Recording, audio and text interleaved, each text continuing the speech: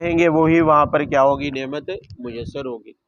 تو وہ ایسی جگہ ہے جو مسلمانوں کی کیا ہوگی، پسندیدہ، مومن کی پسندیدہ جگہ ہوگی۔ بے ایسی جگہ جہاں من چاہا رزق ملے، من چاہے مکانات ملے، من چاہی آسائشیں ملے، سیر و تفریح کے مواقع ملے، تو ایسی جگہ کو ہر کوئی پسند کرتا ہے۔ تو مومن کی پسندیدہ جگہ جو ہے وہ جنت کیوں ہوگی؟ اس لیے کہ جنت کے اندر اس کی پسندیدہ نعمتیں ہوں گی، تو اس لیے وہ پسندیدہ جگہ انہیں ملے گی۔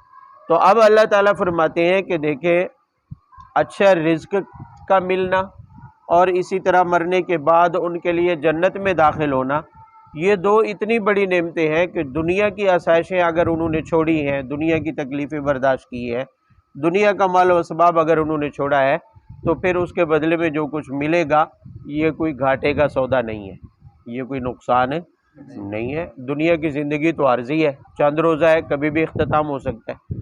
سوال کیا جا سکتا ہے، جیسے وہ کہہ رہے ہیں کہ یہ مر گئے ہیں تو دنیا کی نعمتیں چھوٹ گئی ہیں، کیا کفار مکہ ہمیشہ رہے؟ کیا کفار مکہ ہمیشہ زندہ رہیں گے؟ جنہوں نے اسلام قبول نہیں کیا وہ ہمیشہ زندہ رہیں گے؟ جو ان پر ظلم کرتے رہے، ستم کرتے رہے، کیا انہوں نے ہمیشہ دنیا میں رہنا ہے؟ نہیں رہنا، ایک دن وہ بھی دنیا کو کیا کریں گے، چھوڑ جائیں گے، اور آخرت میں ہمیشہ ہمیشہ کی جوتیاں پڑنی ہیں، ہمیشہ ہمیشہ آخرت کی جو ہمیشہ والی زندگی ہے وہ خسارے میں گزرنی ہے، نقصان میں گزرنی ہے۔ تو یہ دنیا کی مشکلات برداشت کر کے آخرت میں اپنی من چاہی زندگی گزارنا، یہ کوئی گھاٹے کا سودا نہیں ہے، یہ نقصان دہ بات نہیں ہے۔ اس لیے ایسے لوگوں پر اعتراض کر کے پریشان کرنے یا انہیں پریشان ہونے کی ضرورت نہیں۔ ذالک ومن عاقب بمثل ما عوقب به ثم بغی علیہ لینصرنہ اللہ ان اللہ لعفو غفور۔ یہاں پر ایک اصول کو درمیان میں واضح کیا ہے، چونکہ بات چلی مشرکین کے ظلم و ستم کی، پھر انہوں نے اس کے اوپر طعن و تشنیع کا بازار گرم کیا، اعتراضات کے سلسلے شروع کیے، تو اس پر وہ مہاجرین جو مکہ میں ان کے ظلم و ستم کا نشانہ بن کے آئے تھے، انہیں بدر میں مشرکین سے بدلہ لینے کا موقع ملا، غزوہ خندق میں، پھر اسی طرح غزوہ خندق کے بعد احد میں، مختلف غزوات میں ان کا آمنا سامنا مشرکین مکہ کے ساتھ ہوا۔ تو ظاہر ہے ایک انتقام کا جذبہ ہوتا ہے، اپنے بدلہ لینے کا ایک کیا ہوتا ہے، جذبہ۔ تو اس کے لیے اصول بتایا ہے کہ کفار کی طرف سے جو ظلم و ستم ہجرت سے پہلے کیے گئے تھے، جو زیادتیاں کی گئی تھی، اگر اتنا ہی انتقام لیں گے تو جائز ہے، اگر انتقام اتنا ہی لیں گے، من عاقبہ، جتنی سزا دی گئی اتنی ہی سزا جو دے گا، تو فرمایا یہ تو اس کے لیے کیا ہے، بہتر ہے۔ لیکن اگر اس سے بڑھے گا، اس سے کیا ہے، انتقام میں حد سے تجاوز کرنا جائز نہیں ہے۔ جتنا کسی نے نقصان دیا ہے، زیادتی کی ہے، اتنا برابر سرابر بدلہ لینا تو کیا ہے، جائز ہے۔ ہاں البتہ یہ ہے کہ اب اگر ہی جہاد کی اجازت مل جانے کے بعد، جہاد کی اجازت مل جانے کے بعد، اب اگر کوئی کفار کی طرف سے مزید زیادتی کرتا ہے، مزید کیا کرتا ہے، زیادتی کرتا ہے، تو اس کے بارے میں فرمایا لینصرنہ اللہ، اب اللہ تعالیٰ انتقام لینے میں تمہاری مدد کریں گے۔ اب یہ نہیں ہوگا کہ تم ظلم و ستم سہتے رہو گے، تم ان کی زیادتیاں کیا کرتے رہو گے، سہتے رہو گے، اللہ رب العزت تمہاری مدد کریں گے۔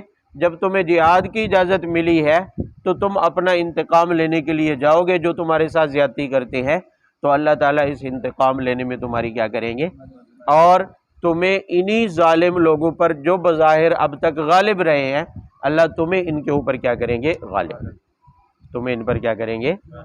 اب یہ وعدہ ایک ایسے وقت میں ہو رہا ہے کہ جب مسلمانوں کو ابھی تک اپنے وجود کو برقرار رکھنے کی کوشش میں لگے ہوئے ہیں، اپنے وجود کو بچانے کی کوشش میں کیا ہے، لگے ہوئے ہیں، اور مختصر سی جماعت ہے، کمزور سی جماعت ہے، ہر وقت خطرات منڈلا رہے ہیں کہ کسی بھی وقت حملہ کر کے ختم کر دیا جائے۔ تو ایسی حالت میں وعدہ کیا جا رہا ہے کہ لینصرنہ اللہ، اگر تم انتقام کے لیے اب اٹھو گے جہاد کا جھنڈا لے کر، تو تمہاری مدد کی جائے گی اور تمہیں غالب کر دیا جائے۔ تو سوال پیدا ہو سکتا ہے کئی ذہنوں میں ایسے موقع پر کہ یہ کیسے ہو سکتا ہے، یہ کیسے ہو سکتا ہے کہ جب ہر طرف مخالف ہی مخالف ہو؟ خود مدینہ میں یہودی مخالف تھے، منافقین کی ایک بڑی تعداد تھی، وہ بھی مخالف تھے، جو مشرکین عرب میں سے بھی تھے، اور اسی طرح مشرکین مکہ، باقی عرب کے مشرکین سارے اس وقت تک کیا تھے؟ مخالف۔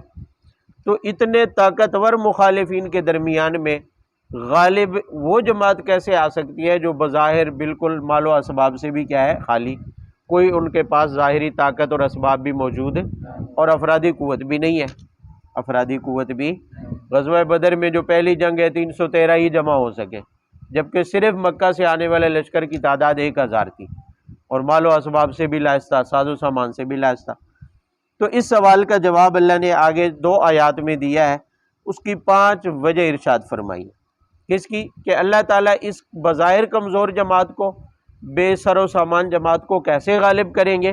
فرمایا ان 5 چیزوں پر غور کر لو، سب بات واضح ہو جائے گی۔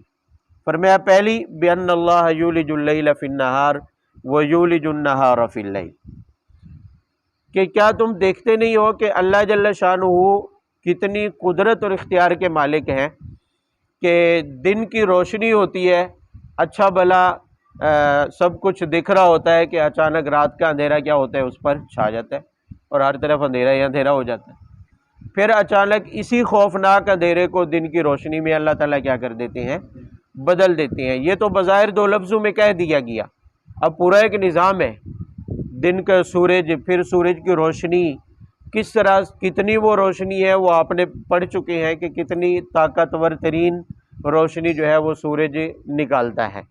یہ سارا نظام، اور رات کے اندر ستارے، پھر چاند، اس ساری کائنات کا یہ جو دن اور رات کے بدلنے کا نظام ہے، فرمایا اگر اسی الٹ پھیر کو تم غور سے دیکھ لو تو تمہیں اچھی طرح اندازہ ہو جائے گا حالات بدلنے کا اختیار صرف کس کے پاس ہے؟ کسی بھی چیز کے انقلاب لانے کا اختیار کس کے پاس ہے؟ یہ بھی ایک انقلاب ہے کہ رات سے اچانک دن شروع ہو جاتا ہے، پھر اچانک وہی رات کیا ہے؟ دن کی روشنی کے اوپر غالب آ جاتی ہے، تو یہ بھی ایک انقلاب ہے۔ تو فرمایا اس انقلاب پر اگر غور کرو تو پھر یہ کوئی مشکل نہیں ہے کہ بظاہر بے سر و سامان جماعت کو اللہ تعالیٰ کل کو اتنی قوت فراہم کر دیں، افرادی طور پر بھی اور ساز و سامان کے اعتبار سے بھی، کہ یہ باقیوں پر کیا آ جائے؟ غالب آ جائے، اور ایسا ہو کر رہے گا۔ اور ایسا کیا ہے؟ اس لیے کہ طاقت کا سرچشمہ تو اللہ تعالیٰ کی ذات ہے، اختیار کا سرچشمہ تو اللہ تعالیٰ کی ذات ہے۔ یہ جو مشرکین مکہ کے پاس ابھی طاقت ہے، ساز و سامان اور اسباب ہے، یہ بھی تو اللہ کی طرف سے دیا ہوا ہے۔ کل کلا اللہ ان کو بے سر و سامان کر دے، کمزور کر دے، یا ان کو بزدل بنا دے اور مقابلے میں مسلمانوں کو غالب کر دے، تو اللہ تعالیٰ کے سامنے یہ کوئی مشکل بات نہیں ہے۔ اور دوسری وجہ فرمایا ان اللہ سمیع بصیر، اللہ تعالیٰ کی 2 صفات ہیں کہ اللہ تعالیٰ سمیع بھی ہے اور بصیر بھی ہے۔ سمیع کا معنی سننے والا، یعنی مخالفین جو مشرکین ہیں ان کی باتوں کو، ان کی بکواسات کو اللہ جل شانہ کیا ہے؟ غور سے سن رہے ہیں، نوٹ کیا جا رہا ہے۔ بصیر، ان کی حرکات کو، ان کے افعال کو کیا ہے؟ دیکھا جا رہا ہے کہ وہ کس طرح کمزوروں پر، مظلوموں پر کیا کر رہے ہیں؟ ظلم و ستم کر رہے ہیں۔ تو جب اللہ رب العزت ان کے کرتوت دیکھ بھی رہے ہیں اور سن بھی رہے ہیں، تو یہ نوٹ کرنا بے مقصد نہیں ہے، یہ نوٹ کرنا بے مقصد نہیں ہے، یہ کسی مقصد کے تحت ہے کہ اللہ تعالیٰ اس کی سزا انہیں دیں گے، اور سزا کا ذریعہ یہی ہوگا کہ یہی کمزور جماعت غالب آئے گی، اور اسی کمزور جماعت کے ہاتھوں انہیں ان کے اعمال کی کیا ملے گی؟ سزا ملے گی۔ تیسری وجہ فرمایا ذالک بان اللہ هو الحق، فرمایا باقی ساری باتیں اگر نظر انداز کر دی جائیں تو ایک ہی بات پر غور کرو کہ اس کائنات میں، اس کائنات کے ہر ذرے میں، ہر جز میں غور کرو تو اللہ کی ذات ہی صرف برحق ملے گی، اللہ کی ذات ہی کیا ملے گی؟ یہاں اللہ کی ذات کے برحق ہونے کا مطلب یہ ہے کہ جس کا وجود اصلی ہمیشہ سے ہے اور کبھی ختم ہونے والا نہیں ہے، وہ ازلی اور قدیم ذات، وہ اکیلا ہی برحق ہے، باقی سب فنا ہونے والا ہے، اس لیے کہ باقی سب کا موجد وہی ہے، باقی سب کو بنانے والا وہی ہے۔ تو جب ایسی برحق ذات جو سب کے ایجاد کرنے کا ذریعہ ہے، سب کے وجود میں لانے کا کیا ہے؟ تو ایسی ذات کے بارے میں تمہارا کیا خیال ہے کہ وہ اس پر قادر نہیں ہے کہ ایک جماعت کو غالب کر دے اور دوسری کو کیا کر دے؟ مغلوب کر دے۔ تو اصل سرچشمہ تو اس کائنات کے وجود کا ہی اللہ تعالیٰ کی ذات ہے، تو اللہ تعالیٰ ہی طاقتور کو مغلوب کر دے اور کمزور کو غالب کر دے، یہ اللہ تعالیٰ کے لیے کوئی مشکل کام نہیں۔ اور چوتھی وجہ فرمایا وَأَنَّمَا يَدْعُونَ مِن دُونِهِ هُوَ الْبَاطِلُ، توجہ سے کہ دونوں جماعتوں کا موازنہ کر لے کہ دونوں کا بھروسہ کس پر ہے۔ دونوں کا بھروسہ، جو ظالم ہے بظاہر طاقتور ہے، ان کا بھروسہ ان معبودان باطلہ پر ہے، ان بتوں پر ہے، ان مورتیوں پر ہے جو ان کی مدد نہیں کر سکتے۔ باطل ہے، جو کیا ہے؟ باطل ہے، وہ ان کی مدد نہیں کر سکتے۔ وہ معبودان اپنے عبادت گزاروں کی مدد انہیں کسی بھی نقصان سے بچا نہیں سکتے، جبکہ مسلمان جو بظاہر کمزور جماعت ہے، مظلوم ہے، جو ظلم و ستم سہ کے آئے ہیں، فرمایا ان کا بھروسہ اللہ تعالیٰ کی ذات کے اوپر ہے، اور اللہ تعالیٰ کی ذات برحق ہے، اور اللہ تعالیٰ کی ذات کیا ہے؟ تو دیکھیں دونوں جماعتوں میں اگرچہ ظاہری طور پر یہ ہے کہ مسلمان کمزور ہیں اور مشرکین عرب کیا ہیں؟ طاقتور ہیں، لیکن دونوں کے بھروسے کو دیکھیں، دونوں کا اعتماد کس کے اوپر ہے، یعنی دونوں کو سپورٹ کس کی حاصل ہے؟ دونوں کو سپورٹ ایک کو اللہ تعالیٰ کی جو برحق معبود ہے، اور دوسروں کو معبودان باطلہ کی سپورٹ حاصل ہے، حقیقت میں جو مدد کر ہی نہیں سکتے ہیں۔ تو ظاہر ہے جیتیں گے وہی، غالب وہی آئیں گے جن کو اللہ تعالیٰ جیسی طاقتور اور برحق ذات کی مدد کیا ہوگی؟ حاصل ہوگی، اور وہ ہمیشہ مغلوب ہو کر رہیں گے جن کا بھروسہ معبودان باطلہ پر ہے، جھوٹے معبودوں کے اوپر ہے۔ بات سمجھ آ رہی ہے؟ تو وہ ہمیشہ کیا شکست کھائیں گے، اور یہ اصول تو ابتدا سے چل رہا ہے کہ باطل اسی بنیاد پر شکست کھاتا ہے، اپنی ظاہری قوت یا ساز و سامان کی بنیاد پر وہ شکست نہیں کھاتا۔ باطل ہمیشہ طاقتور رہا ہے۔ افرادی اعتبار سے اس وقت بھی دیکھیں تو کفار کثیر تعداد میں ہے، پوری دنیا کفر کو اگر دیکھیں تو وہ افرادی اعتبار سے بھی کثرت میں ہے، اور ساز و سامان اور اسلحے کے اعتبار سے بھی کیا ہے؟ کثرت میں ہے، لیکن کلی طور پر مسلمانوں پر غالب آ جائیں ابھی تک ایسا ہوا نہیں ہے، ابھی تک ایسا ہوا نہیں ہے، اس لیے کہ ان کا بھروسہ معبودان باطلہ پر ہے، جبکہ مسلمان بظاہر بے سر و سامان اور قلت تعداد کے باوجود بھی ان کا بھروسہ چونکہ اللہ کی ذات پر ہوتا ہے، تو وہ ہمیشہ ہمیشہ کے لیے کبھی اجتماعی طور پر مغلوب نہ ہوئے ہیں اور نہ کبھی ہوں گے۔ اور پانچویں وجہ وَأَنَّ اللَّهَ هُوَ الْعَلِيُّ الْكَبِيرُ، وَأَنَّ اللَّهَ هُوَ الْعَلِيُّ الْكَبِيرُ، بھئی کسی کا ہمیشہ غالب رہنا، ہمیشہ بلند اور برتر رہنا، اگر یہ صفت حاصل ہے تو وہ اللہ تعالیٰ کو حاصل ہے۔ ہمیشہ کی برتری، ہمیشہ کی بلندی، یہ صفت اگر کسی کو حاصل ہے تو وہ کس کو حاصل ہے؟ اور رہے مشرکین یا ان کے معبودان باطلہ، انہیں ہمیشہ کی برتری اور ہمیشہ کی بلندی یعنی کلی طور پر اس کائنات میں اختیار دیا گیا ہو، ایسا کوئی بھی نہیں ہے۔ ایسا تو ہمیشہ کی بلندی اور برتری، جو اصلی بلندی اور برتری ہے، اس کا سرچشمہ تو اللہ تعالیٰ کی ذات ہے۔ تو جب اللہ تعالیٰ بلند و برتر ہے اس کائنات میں، تو اللہ تعالیٰ جسے چاہے گا دوسروں پر بلند کر دے گا، دوسروں پر غالب کر دے گا، یہ قوت صرف اللہ تعالیٰ کے پاس ہے۔ الم تر ان اللہ انزل من السماء ماء فتصبح الارض مخضرۃ ان اللہ لطیف خبیر۔ آگے چند مثالیں دے کر سمجھایا جا رہا ہے اسی بات کو کہ مغلوب کو غالب کر دینا اللہ تعالیٰ کے لیے کوئی مشکل نہیں ہے، اللہ تعالیٰ کے لیے کوئی مشکل کیوں؟ موٹی سی بات ہے کہ اللہ تعالیٰ نے اتنی بڑی کائنات میں ہزاروں مخلوقات پیدا کر دی، جاندار اور بے جان ہزاروں مخلوقات کیا کر دی؟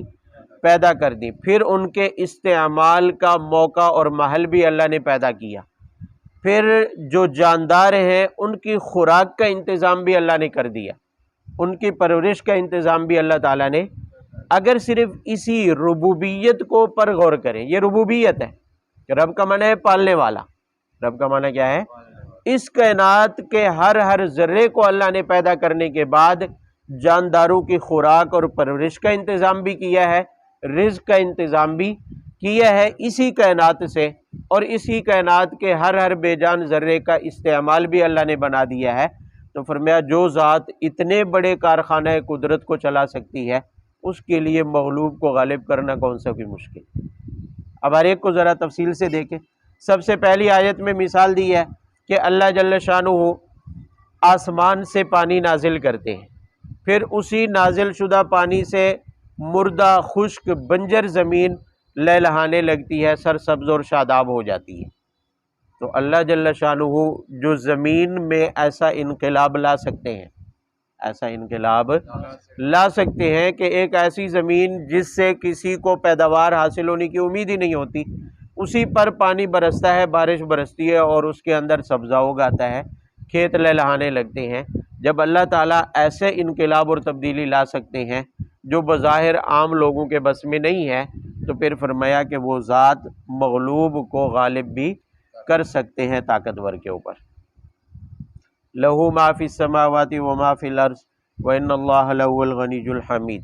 یہ دوسری مثال ہے، فرمایا کہ آسمان اور زمین میں جو کچھ بھی ہے، جو کچھ بھی ہے، ہر ذرے کی بات ہو رہی ہے، اللہ کے ما سوا سب کچھ مراد ہے، اللہ کے ما سوا سب کچھ مراد ہے۔ جنت، جہنم، ساتوں آسمان، ساتوں زمینیں، اور آسمانوں اور زمین میں جو کچھ موجود ہے، اللہ تعالیٰ فرما رہے ہیں یہ سب کس کی ملک ہے؟ اللہ تعالیٰ کی۔ تو دنیا میں طاقتور اور کمزور جماعتیں، غالب اور مغلوب جماعتیں بھی تو کس کے اختیار میں ہیں؟ ان کا مالک بھی تو اللہ تعالیٰ ہے۔ تو مالک جیسے چاہے اپنی ملک میں تبدیلیاں کر دے، جیسے چاہے اپنی ملک میں کیا کر دے۔ آج ان کی جماعت کثیر ہے، کل کو مسلمانوں کو یہ کثرت نصیب ہو جائے۔ آج ان کے پاس قوت ہے، کل کو یہ قوت مسلمانوں کو کیا ہو جائے، حاصل ہو جائے۔ اللہ تعالیٰ کے لیے اپنی ملک میں یہ تبدیلیاں کرنا کوئی مشکل بھئی آپ اپنے، ہم انسان جو ہے وہ اپنی ملک میں ذرا غور کریں، ہم اپنی ملک میں کیسی کیسی تبدیلیاں کر ڈالتے ہیں، 5 مرلے کی جگہ لیتے ہیں اور اس میں کیسے کیسے مکان بنا ڈالتے ہیں۔ کل کو اگر ذہن تبدیل ہو جائے، ضروریات بدل جائیں، تو اسی مکان کو گرا کر پھر تبدیلیاں شروع کر دیتے ہیں، پھر توڑ پھوڑ شروع کر دیتے ہیں۔ تو انسان جس کو عارضی ملک حاصل ہوتی ہے وہ اپنی ملک میں اپنی مرضی کی تبدیلیاں کر سکتا ہے۔ تو اللہ جل شانہ کو جو اس کائنات کے ہر ذرے میں مطلق اختیار اور ملک حاصل ہے، تو وہ اپنی ملک میں جیسے چاہے تبدیلیاں کر دے، طاقتور کو مغلوب کر دے اور مغلوب کو کیا کر دے، غالب کر دے۔ ایسی تبدیلی اپنی ملک میں اللہ جل شانہ کر سکتے۔ الم تر ان اللہ سخر لکم ما فی الارض والفلک تجری فی البحر بامرہ ویمسک السماء ان تقع علی الارض الا باذنہ۔ 3 مثالیں ایک ہی آیت میں، توجہ سے۔ فرمایا کہ جو کچھ زمین میں ہے تمہارے لیے اس کو مسخر کس نے کیا؟ مسخر کہتے ہیں تابع دار، تابع، بھئی زمین کی جو چیز ہے وہ انسان کی خدمت میں لگی ہوئی ہے، انسان کی، پانی ہے انسان کی تابع داری میں لگا ہوا ہے، خوراک ہے وہ انسان کی تابع داری میں لگی ہے، زمین ہے وہ انسان کی تابع داری میں، روشنی ہے وہ انسان کی تابع داری میں، رات کا اندھیرا ہے تو بھی کس کے لیے ہے؟ انسان کے لیے۔ یعنی کائنات کے اندر زمین کے جو حصے ہیں اس کے اندر جو کچھ اللہ تعالیٰ نے پیدا کیا ہے وہ انسان کی تابع داری اور خدمت کے لیے پیدا کیا ہے، انسان کے سامنے اس کو مسخر کر دیا ہے، جیسے چاہے اس سے نفع اٹھا لے، جیسے چاہے اس سے نفع اٹھا لے۔ تو اس کائنات کی ہر چیز میں ہی غور نہ کریں، صرف چند چیزوں میں غور کریں۔ اللہ تعالیٰ فرماتے ہیں افلا ینظرون الی الابل کیف خلقت، اونٹ کو فرمایا دیکھیں اللہ نے کیسے پیدا کیا ہے، کیسے کیا کیا ہے، پیدا کیا۔ اب ایک انسان کو اونٹ کے سامنے کھڑا کر دے تو ایک ٹانگ جتنا ہے، اور اسی ٹانگ کو اگر وہ ہلا دے تو حضرت انسان جو ہے کئی گز دور جا گرے گا اور ہڈیاں پسلیاں بھی ٹوٹ جائے گی، کچومر نکل جائے گا، لیکن وہی اونٹ اللہ نے انسان کے کیا کر دیا ہے۔ یہ تو ایک مثال ہے، کتنے جاندار ہیں جو انسان کے تابع کر دیے گئے۔ اور پھر جاندار سے ہٹ کر زمین ہے، اس کی کھیتیاں ہیں، پانی طاقتور، کتنا پانی ہوتا ہے، اگر سیلاب آ جائے تو اتنا طاقتور کہ پورے کے پوری بستیاں جو ہے وہ ملیا میٹ کر دیتا ہے۔ لیکن انسان کو اللہ نے یہ قدرت دی ہے کہ پانی کو انسان اپنی مرضی سے جدھر چاہے موڑ سکتا ہے، جہاں چاہے اس کو روک لگا سکتا ہے، جہاں چاہے اسے کنٹرول کر سکتا ہے۔ اللہ تعالیٰ نے یہ انسان کو قدرت دی ہے۔ تو فرمایا زمین کے ہر ذرے کو اللہ نے انسان کے لیے مسخر کر دیا۔ انسان کے تابع کر دیا، تو کیا اللہ تعالیٰ اس انسان میں اتنی تبدیلی نہیں کر سکتا کہ مغلوب کو غالب کر دے اور جو غالب ہے اسے کیا کر دے؟ مغلوب کر دے۔ تو یہ تو اللہ تعالیٰ کے سامنے کوئی مسئلہ ہی نہیں ہے۔ اور دوسرا فرمایا والفلک تجری فی البحر بامری، کشتیوں کو دیکھو، کشتیاں پانی کے اوپر تیرتی پھرتی ہیں، کس کے حکم سے ایسا ہوتا ہے؟ اللہ تعالیٰ۔ بھئی بظاہر لکڑی بھی تو بوجھل ہے، پتھر ایک پانی میں پھینکے تو وہ ڈوب جاتا ہے۔ پانی میں کیا ہے؟ کوئی بھی بھاری چیز، ثقیل چیز اگر پانی میں ڈالے تو وہ کیا ہو جاتی ہے؟ لیکن یہ قدرت کا نظام ہے کہ لکڑی کی بنی ہوئی کشتی جو ٹنوں کے حساب سے وزن اٹھاتی ہے وہ ڈوبتی نہیں ہے، اوپر تیرتی رہتی۔ پھر لکڑی کی تو پرانے زمانے کی بات ہے، آج کل کے حساب تو لوہے کے جہاز ہیں اور ٹنوں کے حساب سے وزنی ہے، اور جہاز بھی ایسے کہ حیران رہ جائیں گے، ہم تو سن کے حیران رہ جاتی ہیں، اتنے بڑے بڑے بحری جہاز کہ 70 کلومیٹر جتنے ان کے فرش ہیں، 70 کلومیٹر جتنی ان کی لمبائی ہیں، اور اس کے اوپر ہوائی اڈے بنے ہوئے ہیں جہاں سے ہوائی جہاز اڑا کرتے ہیں، پروازیں اڑتی ہیں جہاں سے۔ وہ جو جنگی بحری بیڑے امریکہ کے مشہور ہوئے تھے، ان کی شہرت ہوئی تھی، تو ان سے سینکڑوں پروازیں دن میں اڑتی ہیں اور وہاں پر اترتی ہیں۔ تو اتنے بھاری کشتیوں کو اللہ جل شانہ کے حکم سے پانی کے اوپر کیا ہے؟ ٹھہرایا ہوا ہے۔ یہ قدرت کا نظام ہے۔ تو جو اللہ تعالیٰ ان چیزوں کو انسان کے لیے مسخر کر رہا ہے تو وہ یہ تبدیلیاں کر سکتا ہے کہ کمزور کو طاقتور پر کیا کر دے؟ غالب کر دے۔ اس لیے کبھی کمزور کو مایوس نہیں ہونا چاہیے اور طاقتور کو کبھی بے فکر نہیں ہونا چاہیے۔ آج اگر اللہ نے طاقت دی ہے تو کل کو یہ طاقت چھین بھی لی جا سکتی ہے، اسی وجہ سے کسی پر ظلم اور زیادتی کرنے کی اجازت ہے۔ اگر طاقتور ہمیشہ طاقتور رہتا تو فرعون کے بعد کہیں حق باقی ہی نہ رہتا، فرعونی ہی غالب رہتے، فرعونیت ہی کیا رہتی؟ ہمیشہ غالب رہتی۔ طاقتور کے پاس طاقت ہمیشہ رہتی تو نمرودیوں کے بعد تو دنیا کا باقی کوئی کمزور باقی ہی نہ رہتا، کیونکہ نمرود پوری دنیا کا بادشاہ اور سب سے طاقتور، تو کوئی بھی اس کے بعد باقی نہ رہتا۔ لیکن اللہ نے انہی طاقتوروں کو بظاہر کمزور مخلوق کے سامنے عاجز اور بے بس کر دیا۔ نمرود کو مچھر کے سامنے عاجز کر دیا، اور فرعون کو پانی کے آگے بے بس اور عاجز کر دیا، جو اتنی بڑی بڑی ڈینگل مار رہا تھا کہ ہم تمہارا خاتمہ کر دیں گے۔ اللہ نے پانی میں 2 ڈبکیاں دے کر اسے ڈبو کر غرق کر کے اس کا خاتمہ کر دیا۔ تو اللہ تعالیٰ کے آگے یہ کوئی مسئلہ نہیں ہے کہ طاقتور کو مغلوب کر دے۔ اور تیسری مثال فرمایا یمسک السماء ان تقع علی الارض الا باذنہ، آسمان کی طرف دیکھ لو، ایک نہیں ہے 7 ہے، ایک نیچے پھر اوپر آسمان، اور اتنے ہی فاصلے سے ہیں اوپر جتنا فاصلہ اس آسمان کا زمین سے ہے۔ اب ایسے بھاری بھرکم چھت کو بغیر سہارے اور ستونوں کے کس نے روکا ہوا ہے؟ اگر اللہ نہ روکے تو گر پڑے گی۔ ان تقع علی الارض، زمین پر وہ کیا ہے؟ اگر وہ گر پڑی تو زمین کا کچھ بچے گا؟ کچھ بھی نہیں۔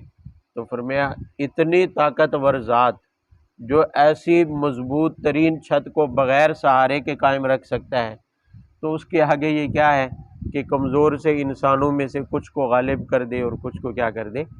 مغلوب کر دے۔ یہ اس کے لیے کوئی مشکل بات نہیں ہے۔ یہ تو ہر زمانے میں اسی طرح سے چلتا آیا ہے کہ بظاہر جو کمزور تھے، قلیل تعداد میں تھے، اللہ نے ان کو کیا کر دیا؟ غالب کر دیا۔ وَهُوَ الَّذِي أَحْيَاكُمْ ثُمَّ يُمِيتُكُمْ ثُمَّ يُحْيِيكُمْ إِنَّ الْإِنسَانَ لَكَفُورٌ۔ آخری بات کی جا رہی ہے کہ حضرت انسان کو اگر یہ سارے انقلابات سمجھ نہ آئے تو پھر اپنی ذات میں ہی غور کر لے، اپنی ذات میں ہی کیا کر لے؟ هُوَ الَّذِي أَحْيَاكُمْ، ابتدا میں جب کچھ نہیں تھا، ابتدا میں تو اللہ نے تمہیں زندہ کیا، تمہیں زندگی دی۔ تو زندگی کی پوری تفصیل آپ سورت کے شروع میں پڑھ چکے ہیں کہ پانی برسایا زمین پر، اس سے غذا پیدا ہوئی، اسی غذا سے نطفہ بنا، پھر اسی نطفے سے، اسی قطرے پانی کے قطرے سے حضرت انسان کی شکل بنی، وہ بھی کئی مراحل میں، پہلے خود جمع ہوا خون بنا، پھر گوشت کا لوتھڑا بنا، پھر ہڈیاں بنی، پھر آگے سلسلہ چلا ہے انسان کی پیدائش کا۔ تو فرمایا اللہ نے تمہیں ابتداءً زندگی دی، پھر تمہیں کیا دے گا؟ موت دے گا، پھر تمہیں زندہ کرے گا، یہ تین تبدیلیاں تو خود انسان کی اپنی ذات سے وابستہ ہے۔ انسان کی اپنی ذات سے کیا ہے؟ فرمایا ایک انسان میں اللہ تعالیٰ جب ایسی تبدیلیاں کر سکتے ہیں تو پھر انسان اپنی ذات میں غور کر لے کہ اللہ تعالیٰ کتنے انقلابات پر کیا ہے؟ غالب ہیں۔ اللہ تعالیٰ کو قوت حاصل ہے، اختیار حاصل ہے، اس کی قوت تو لامحدود ہے۔ بڑے بڑے انقلابات اللہ جل شانہ دنیا کے اندر رونما فرما دیتے ہیں، دنیا جس کا تصور بھی نہیں کر سکتی، دنیا اس کے بارے میں سوچ بھی نہیں سکتی ہے۔ اللہ جل شانہ ایسے انقلابات، بھئی یہ انقلاب کم ہے کہ کچھ نظر نہیں آتا ہے آنکھوں سے، 9 ماہ کے اندر حضرت انسان زندہ سلامت پیدا ہو کے باہر آ جاتا ہے، آنکھوں سے اوجھل ہے، کیسے ہو رہا ہے؟ خوراک کا انتظام کیسے ہے؟ آکسیجن کا انتظام کیسے ہے؟ یہاں تو ہم بچے کو اگر وقت سے پہلے پیدا ہو جائے تو اس کی آکسیجن کے مسائل پیدا ہو جاتے ہیں، ہم گھر میں نہیں رکھ سکتے ہیں، آئی سی یو میں لے کے جانا پڑتا ہے، وہاں اس کی آکسیجن پوری کرنی پڑتی ہے مصنوعی طریقے سے۔ لیکن اللہ جل شانہ پیٹ کے اندر کیسے اس کی ہڈیاں پیدا فرما رہے ہیں، اس کا گوشت، اس کا خون، اس کے اعضاء، اس کی زندگی وہی عطا کی جا رہی ہے، پھر وہ اس میں وقت کیسے گزار رہا ہے، خوراک کا انتظام، ہوا پانی کا انتظام کیسے ہو رہا ہے، یہ ہماری آنکھوں سے کیا ہے؟ تو اللہ تعالیٰ پوشیدہ طور پر، خفیہ طور پر پوری دنیا سے چھپا کر حضرت انسان کے اندر یہ مختلف مراحل میں تبدیلیاں لا سکتے ہیں۔ تو اللہ تعالیٰ ان معمولی انقلابات پر تو کیا ہے؟ بطریق اولا غالب ہے، اللہ تعالیٰ کے اختیار میں ہے، جیسے چاہے جس کو چاہے دنیا میں کیا کر دے؟ غالب کر دے۔ لیکن غلبے کے اصول ہیں، ایک ہی اصول ہے، ان الباطل کان زہوقا، ان الباطل کان، دو چیزیں، دو حقیقتیں ہمیشہ ذہن میں رہیں، ایک اللہ تعالیٰ نے انسان کو خلیفہ بنایا، اور دوسرا غلبہ باطل کو ہمیشہ کے لیے کبھی غلبہ حاصل نہیں ہو سکتا۔ باطل کی ساتھ اللہ نے یہ صفت لگا دی ہے کہ وہ مٹنے اور دبنے والا ہے، جتنی مرضی عروج پکڑ لے عارضی طور پر، سرنگوں ہونا ہے، باطل نے مٹنا ہے، کبھی وہ ترقی نہیں کرے گا، کبھی وہ ہمیشہ ہمیشہ کے لیے غالب نہیں رہے گا۔ یہ دو اصول ذہن میں۔ اب انسان خلیفہ ہے کس معنی میں؟ خلیفہ کس کو کہتے ہیں؟ جانشین کو۔ مثال کے طور پر باپ مرتا ہے تو اس کے بعد بیٹا اس کا کیا بنتا ہے؟ جانشین۔ اب بیٹا اہل جانشین کب کہلاتا ہے؟ جب اس میں باپ والی خوبیاں ہوں، باپ والی خوبیاں۔ اگر باپ والی خوبیاں نہیں ہے تو کیا کہتے ہیں؟ نالائق بیٹا ہے، نالائق جانشین ہے، نااہل جانشین ہے، لہذا لوگ اسے باپ کی جانشینی کا اہل تصور نہیں کرتے، اس کے ساتھ وہ معاملہ نہیں کرتے، وہ اعتماد اور بھروسہ نہیں کرتے جو اس کے باپ کے ساتھ کیا جاتا۔ اللہ تعالیٰ نے حضرت انسان کو اپنا جانشین بنایا زمین میں، کس لیے؟ کبھی سوچا ہے کس لیے بنایا ہے؟ وہ جو فرمایا نا اذ قال ربک للملائکۃ انی جاعل فی الارض خلیفہ، فرشتوں نے اعتراض کیا کہ اس کو خلیفہ بنانے کی کیا ضرورت ہے، یہ تو فساد مچائے گا، تو اللہ تعالیٰ نے فرمایا انی اعلم ما لا تعلمون، جو میں جانتا ہوں وہ تم، میرا مقصد کچھ اور ہے، میرا مقصد ہے وہ کیا تھا؟ وہ دوسری جگہ پر کہا کہ انا عرضنا الامانۃ علی السماوات والارض والجبال فابین ان یحملنها واشفقن منها وحملها الانسان، کہ ہم نے یہ امانت پہاڑوں کو دی، آسمانوں کو دی، زمین کو دی، انہوں نے معذرت کر لی لیکن حضرت انسان نے قبول کر لی۔ وہ امانت سے مراد کیا ہے؟ وہ یہی اللہ تعالیٰ کی جانشینی ہے، اللہ تعالیٰ کی، اور اللہ تعالیٰ انسان اللہ تعالیٰ کا جانشین ہے، مطلب اللہ تعالیٰ کی صفات کا مظہر ہے۔ صفات کا کیا مطلب؟ اللہ تعالیٰ کی صفات ہیں جو کہ اللہ تعالیٰ رازق ہے، اللہ تعالیٰ عادل ہے، اللہ تعالیٰ علیم ہے، سمیع اور بصیر ہے۔ ان صفات کا ظہور کیسے ہوگا؟ تو جانشین کو دیکھیں، انسان اللہ تعالیٰ کا کیا ہے؟ جانشین ہے۔ یہ صفات انسان اپنی زندگی میں پیدا کرے گا، اور اپنی زندگی میں پیدا کر کے اسی نظام الہی کو زمین میں کیا کرے گا؟ نافذ کرے گا، تو یہ اہل جانشین کہلائے گا، اللہ تعالیٰ کا خلیفہ کہلائے گا، اور اسی کی اللہ تعالیٰ مدد کرے۔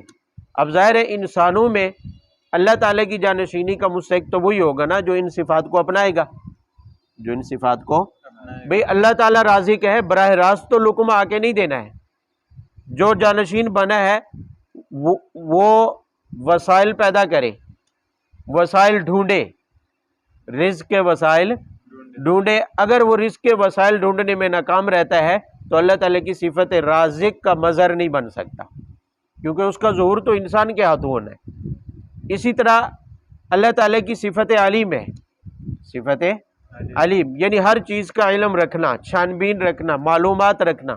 اب حضرت انسان صحیح طور پر اللہ تعالیٰ کا جانشین اور خلیفہ وہی کہلائے گا جو انسانی ضروریات کا علم رکھتا ہو، بھی کس دور میں کس چیز کی انسانوں کو کیا ہے ضرورت ہے اس دنیا میں زندگی گزارنے کے لیے، ان کی ضروریات کا صحیح طور پر اسے ادراک ہو، صحیح طور پر اسے کیا ہو علم ہو۔ یہ وہ صفات ہے جن کا مظہر حضرت انسان ہے۔ اگر یہ صفات حقہ انسان میں موجود ہوں گی تو غالب رہے گا، طاقتور رہے گا، تو لہذا جس میں پائی جائیں گی، جس طبقے میں یہ پائی جائیں گی وہ غالب رہے گا، وہ کیا رہے گا غالب رہے گا۔ لیکن اس کے اگر الٹ دیکھیں، یہ صفات حقہ نہیں پائی جاتی انسان میں، بلکہ اس کے برعکس باطل صفات پائی جاتی ہیں۔ خیانت کرنا، خائن ہونا، بے امین ہونا تو اللہ تعالیٰ کی صفت ہے، اگر امین بنتا ہے تو یہ حق صفت ہے، لیکن اس کے برعکس خائن ہونا باطل صفت ہے۔ رشوت خور ہونا، بد دیانت ہونا، یہ کیا ہے باطل صفت ہے۔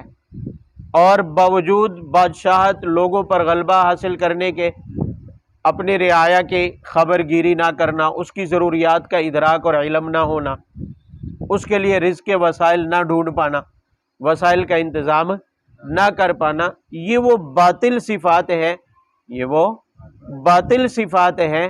تو ان باطل صفات کے ہوتے ہوئے انسان کیسے ترقی کرے گا؟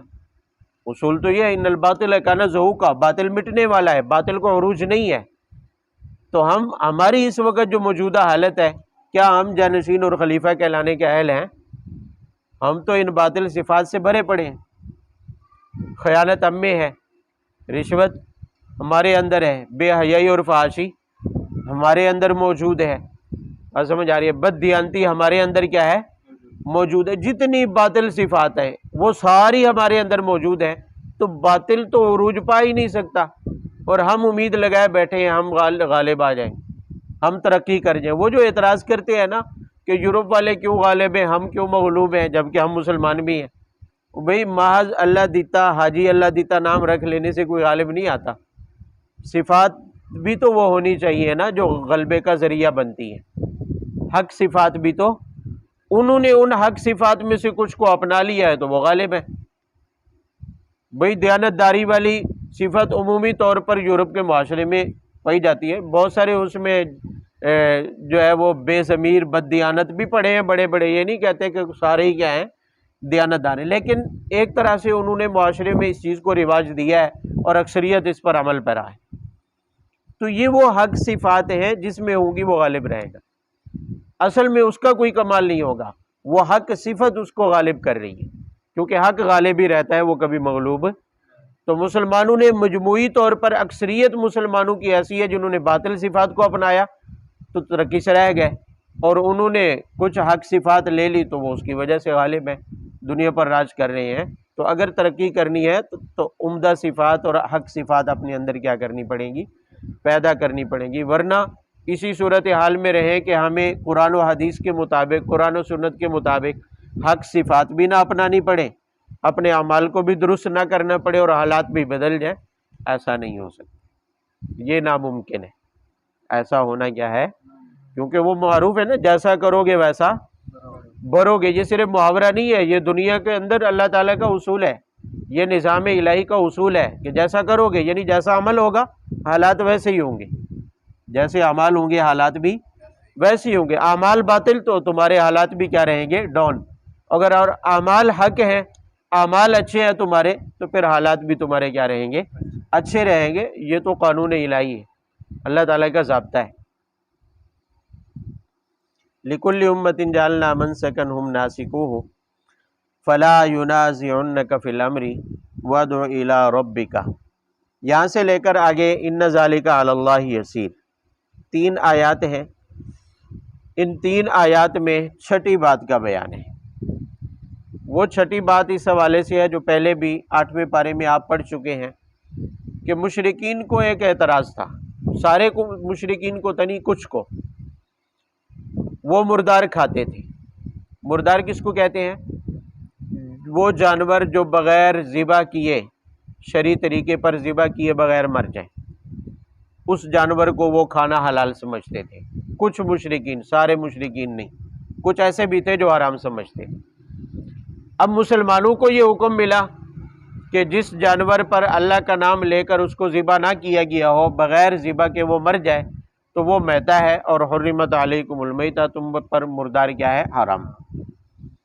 تو مشرکین نے اعتراض کیا، لو جی، جس کو اللہ تعالیٰ مار دے وہ تم حرام سمجھ رہے ہو، اور جسے تم خود مارتے ہو چھری پھیر کر وہ حلال۔ یہ عجیب تمہارا طریقہ ہے، جس کو اللہ تعالیٰ موت دے دے وہ حرام ہے، اور جس کو تم خود چھری پھیر دیتے ہو وہ کیا ہے؟ تمہارے لیے حلال ہے۔ یعنی تمہارا مارا ہوا حلال اور اللہ کا مارا ہوا کیا ہے؟ عام طور پر عوام کو گمراہ کرنے کی ایسی ہی سازشیں ہوتی ہیں۔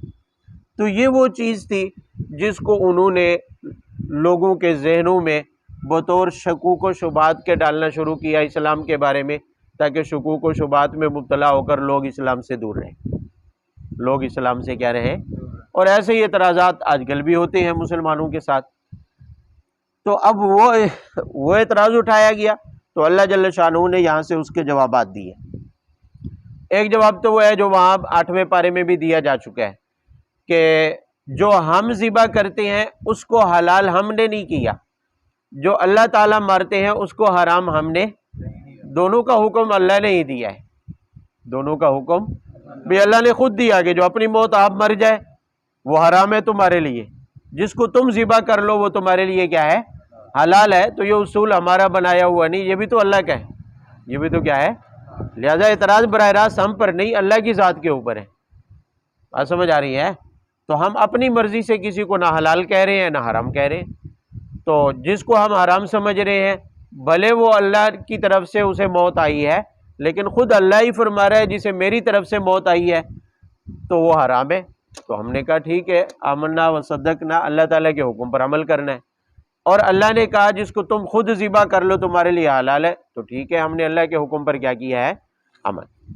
ایک جواب یہاں دیا گیا، فرمایا لکل امت جعلنا منسکا ھم ناسکوہ، فرمایا ان سے یہ پوچھیں کہ قربانی تو یہ بھی مانتے ہیں، قربانی تو یہ بھی مانتے ہیں، اور قربانی کے جانور میں اور عام دنوں میں ذبح کیے ہوئے جانور میں کیا فرق ہے؟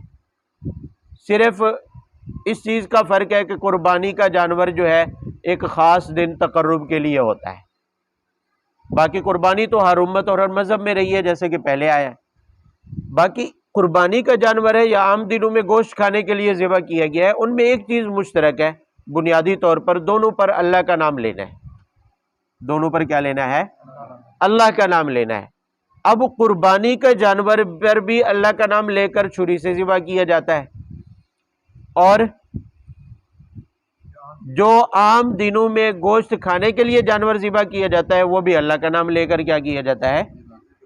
تو تم ایسا کیوں نہیں کرتے کہ قربانی کے جانور پر ضرور بسم اللہ کا نام لے کر ہی ذبح کرتے ہو، تم اس کو بغیر ذبح کے ہی مار کر کیوں نہیں کھاتے؟ بغیر ذبح کے ہی مار کر۔ تو جب قربانی کے جانور میں جب تم ذبح ضروری سمجھتے ہو اس کے حلال ہونے کے لیے، تو پھر وہ جانور جو قربانی ہی کے جانور کی طرح اللہ کے نام پر ذبح کیا جا رہا ہے اس کو ذبح کرنا کیوں ضروری نہیں سمجھتے؟ یا تو دونوں میں فرق بتاؤ، یا تو دونوں میں کیا ہے؟ فرق بتاؤ، یا پھر یہ ہے کہ جیسے تم وہاں ذبح ضروری سمجھتے ہو اس میں بھی ذبح کیا ہونا چاہیے؟ ضروری ہونا چاہیے۔ لہذا جیسے وہ تب حلال ہوگا جب اس پر اللہ کا نام لے کر چھری پھیری جائے گی، تو یہ عام دنوں میں گوشت کے لیے جو جانور ہوگا وہ بھی تبھی حلال ہوگا جب ذبح کرنے کے لیے اس کے اوپر چھری پھیری جائے گی۔ وہ بات سمجھ آئی ہے؟ آگے ایک اور بات کی ہے، فلا ینازعنک فی الامر، فرمایا جب ایسا ہے کہ قربانی کے جانور میں تم بھی ذبح کو ضروری سمجھتے ہو تو لا ینازعنک فی الامر، کوئی تک نہیں بنتا ہے کہ تم اعتراض کرو، جھگڑا کرو، مناظرہ اور بحث مباحثہ کرو۔ یا تو یہ ہے کہ تم ایسا کام نہ کر رہے ہوتے، ذبح کو ضروری کسی بھی حال میں نہ سمجھتے، ہر جانور کا ایسے ہی گردن مروڑ کے پی جاتے اس کو، بات سمجھ آ رہی ہے۔ لیکن جب تم ایک ایسا جانور ہے جس میں باقاعدہ تم ذبح ضروری سمجھتے ہو، تو پھر اس چیز کو لے کر تم مسلمانوں پر اعتراض کیوں کر سکتے ہو؟ اسلام پر پھر اعتراض کیوں؟ اس کا مطلب تو یہ ہے کہ تمہارے پیٹ میں مروڑ کچھ اور ہے، تمہارا مقصد کچھ اور ہے۔ جو خود تم کر رہے ہو اس کو لے کر دوسروں پر اعتراض کرنا تو درست نہیں ہے۔ آگے فرمایا کہ وَدُعُ إِلَىٰ رَبِّكَ، یہ آپ صلی اللہ علیہ وسلم کو حکم ہے کہ آپ ان کے ساتھ بحث و بحثہ نہ کریں، بس لوگوں کو ایمان کی دعوت دیتے جائیں۔ اصل مقصود تو ایمان کی دعوت دینا اور حجت قائم کرنا۔ حجت ان پر تام ہو گئی ہے، حجت قائم ہو گئی ہے۔ باقی جن لوگوں کی عادت ہوتی ہے اعتراض کرنا، وہ اکثر ماننے والے نہیں ہوتے، ضدی ہوتے ہیں، ہٹ درم ہوتے ہیں، بات ان کے سامنے بھی واضح ہوتی ہے، ان کا مقصد ہی دوسروں کو گمراہ کرنا ہوتا ہے، لہذا ان کے ساتھ بحث مباحثے میں پڑنے کی ضرورت نہیں۔ انک لعلی ھدی مستقیم، ہاں آپ کی تسلی کے لیے اللہ تعالیٰ فرماتے ہیں، ہم پہلے ہی بتائے دیتے ہیں، یہ جو ذبح کرنے کا حکم ہے کہ ذبح کیا ہوا جانور ہی حلال ہے، اور جو میتہ ہے، مردار ہے، بغیر ذبح کی مر جائے وہ حرام ہے۔ اس معاملے میں آپ برحق ہیں، آپ کیا ہیں؟ برحق ہیں، آپ صراط مستقیم پر ہیں، آپ تسلی رکھیں۔ باقی اعتراض کرنے والوں کا کام ہے، وہ تو اعتراض کرتے رہیں گے، وہ تو اعتراض کرتے رہیں گے۔ تو یہ اسی سے علماء نے یہ اصول لکھا ہے کہ بحث مباحثہ اور مناظرہ ایسے معاملے میں یا اس مقصد سے کرنا تو جائز ہے کہ چلو حق واضح کر دیا جائے، حق کیا کر دیا جائے، لیکن حق واضح کر لینے کے باوجود بھی اگر کوئی نہیں مانتا ہے، پھر اس کے باوجود بحث مباحثے میں پڑے رہنا یہ جائز نہیں ہے، یہ جائز نہیں۔ السلام علیکم جی، وعلیکم السلام۔ وَإِن جَادَلُوكَ فَقُلِ اللَّهُ أَعْلَمُ بِمَا تَعْمَلُونَ، باقی ایسے ضدی عناد پرست جو وحی کے اوپر فیصلہ ماننے کے لیے تیار نہ ہوں، ایسا جھگڑا کریں کہ جس کا فیصلہ وحی کے اوپر نہ ہو سکے، قرآن و سنت کی بنیاد پر نہ ہو سکے، تو آپ انہیں بتا دیں السلام علیکم، ہمارا تمہارے ساتھ کوئی واسطہ، انہیں بتا دیں کہ اللہ اعلم بما تعملون، اللہ زیادہ جانتے ہیں جو تمہارے اعمال کو، تمہارے کرتوتوں کو اللہ تعالیٰ کیا ہے؟ زیادہ جانتا ہے۔ ایسے لوگوں سے بحث کرنے کی اجازت نہیں ہے، ایسے لوگوں سے بحث کرنے کی اجازت نہیں۔ اللہ یحکم بینکم یوم القیامت فیما کنتم فیہ تختلفون، آگے اللہ تعالیٰ ارشاد فرما رہے ہیں کہ ایسے معاملات میں جہاں ضد اور ہٹ درمی کی بنیاد پر جھگڑا کیا جا رہا ہو، بحث مباحثے کیے جا رہے ہوں، ان کا فیصلہ اللہ تعالیٰ قیامت والے دن کریں گے۔ اور کنتم تختلفون، فرمایا یہ ایسا معاملہ ہے جس میں تم بھی اختلاف کرتے ہو، تم بھی کیا کرتے ہو؟ خود مشرکین میں اختلاف تھا، کچھ کہتے تھے کہ مردار حلال ہے اور کچھ کہتے تھے کہ مردار کیا ہے۔ تو اللہ تعالیٰ فرما رہے ہیں کہ ایک ایسا معاملہ ہے جس میں خود تمہارا بھی اختلاف ہے، اس کا حق جو ہے قیامت والے دن کیا ہوگا؟ کیونکہ ایسے معاملے کہ دنیا میں جس کے اندر ہونے والے اختلاف کا فیصلہ وہی پر نہ ہو سکے، وہی پر، چاہے وہ وہی مطلوب ہو جیسا کہ قرآن ہے، یا وہی غیر مطلوب ہو یعنی نبی کی سنت ہے، اگر اس پر فیصلہ نہ ہو سکے تو پھر قیامت ہی فیصلہ کرے گی، پھر قیامت والے دن ہی وہ واضح کیا جائے گا۔ تو دنیا میں اس کے بارے میں بحث مباحثے کرتے رہنا یہ ایک فضول حرکت ہے، وقت برباد کرنے والی بات ہے۔ الم تعلم ان اللہ یعلم ما فی السماوات والارض ان ذلک فی کتاب ان ذلک علی اللہ یسیر۔ آگے ایک اور اصول بتایا گیا ہے، فرمایا کہ اللہ تعالیٰ زمین و آسمان میں جو کچھ موجود ہے سب کو اللہ تعالیٰ جاننے والے ہیں، اور اللہ تعالیٰ کے ہاں یہ سب کچھ اعمال ناموں میں لکھا ہوا ہے، اعمال ناموں میں، اور اس کا فیصلہ کل قیامت کے دن ہونا ہے۔ لہٰذا جب یہ ساری صورتحال اللہ کے پیش نظر موجود ہے اور اللہ کے ہاں رجسٹروں میں دستاویزات میں لکھا ہوا ہے، تو پھر ابھی تمہیں جلدی کرنے کی کیا ضرورت ہے؟ ایک ایسا معاملہ جس کا دار و مدار یا جس کا فیصلہ وحی کے اوپر نہیں ہو سکتا، جس کا فیصلہ وحی کے اوپر نہیں ہو سکتا ہے، تو اس معاملے کے بارے میں جلد بازی کی کیا ضرورت ہے؟ جب اللہ تعالیٰ کے ہاں وہ معاملہ پورے کے پورا لکھا ہوا ہے، پوری تفصیلات موجود ہیں اور جمع کی جا رہی ہیں، اور مقصد ہی یہ ہے کہ کل قیامت کے دن اظہار کر دیا جائے گا کہ کون باطل پر تھا اور کون حق پر تھا، تو اس کے بارے میں آپ کو وقت ضائع کرنے کی ضرورت نہیں ہے۔ لہذا کفار جانے اور ان کے اعتراضات جانے، کل قیامت کے دن ان کو سب کچھ بتا دیا جائے گا، ان کے سامنے حق بات کو واضح کر دیا جائے گا۔ وَيَعْبُدُونَ مِن دُونِ اللَّهِ ما لم ينزل به سلطانہ۔ سورت کے یہ آخر کی آیات ہیں، وہ 6 باتیں جو سلسلے کی چلی تھی کہ جو ہمیشہ سے چلتی آ رہی ہیں، اور مشرکین یا کفار ان چیزوں کو اسلام پر شکوک و شبہات اور اعتراض پیدا کرنے کا ذریعہ بناتے ہیں، وہ ختم ہو گئی۔ چونکہ سورت کے آخری چند رکوع ایسے چل رہے تھے جن میں خطاب مشرکین مکہ سے تھا، تو ان آخری آیات میں جو آخری صفحے پر موجود ہیں، ان میں سب سے پہلے مشرکین مکہ کے اس خاص عمل کی جس کی وجہ سے ان کو شہرت حاصل تھی، یعنی معبودان باطلہ کی عبادت کرنا اور ان کو اللہ کی عبادت میں شریک ماننا، جسے شرک کہتے ہیں، اللہ جل شانہ اس کی تردید فرما رہے ہیں۔ تمام باتیں تفصیل کے ساتھ اب پڑھ چکے ہیں۔ یہاں پر اللہ تعالیٰ نے شرک کی تردید میں چند دلائل بیان کیے ہیں۔ پہلی آیت میں فرمایا کہ یعبدون من دون اللہ ما لم ینزل بہ سلطانہ، کہ مشرکین ایسے معبودان باطلہ کی عبادت کر رہے ہیں جن کے معبود ہونے پر اللہ نے کوئی دلیل نازل نہیں کی، کوئی دلیل نازل۔ بھئی قرآن سے پہلے تورات، زبور، انجیل 3 آسمانی کتابیں آ چکی، قرآن 4تھی آسمانی کتاب ہے، اور ہزاروں انبیاء کے اوپر ہزاروں صحیفے نازل ہوئے۔ کسی صحیفے میں، کسی آسمانی کتاب میں معبودان باطلہ، یہ جو مورتیاں بنی ہوئی ہیں، پتھروں کے بت بنے ہوئے ہیں، اللہ نے ان کے معبود ہونے پر کوئی دلیل چھوٹی سی بھی نہیں دی ہے۔ کوئی دلیل ہے؟ جب اللہ کی طرف سے کوئی دلیل موجود نہیں ہے تمہارے پاس، اصل دلیل تو وہی ہے، اصل دلیل تو وہی ہے جو کتاب اللہ سے مل جائے، اللہ کے حکم سے مل جائے۔ تو اللہ تعالیٰ کی نازل کردہ 4 آسمانی کتابوں میں اور ہزاروں صحیفوں کے اندر کوئی ایک دلیل موجود نہیں ہے ان مورتیوں کے معبود ہونے پر، ان بتوں کے معبود ہونے پر، تو پھر تم انہیں کیسے معبود مان سکتے؟ یہ اللہ تعالیٰ کے شریک کیسے ہو سکتے ہیں؟ وَمَا لَيْسَ لَهُم بِهِ مِنْ عِلْمٍ، فرمایا کسی کو یہ وہم ہو سکتا ہے، کوئی اعتراض کر سکتا ہے، بھی ہو سکتا ہے کوئی دلیل ہو، ہم نے دیکھے تھوڑی ہیں ہزاروں صحیفے، 4 آسمانی کتابیں ہم نے ساری پڑھی تھوڑی ہیں، ہو سکتا ہے ہمیں معلوم نہ ہو، کوئی دلیل ہو، معبودان باطلہ کے معبود ہونے پر کوئی دلیل موجود ہو۔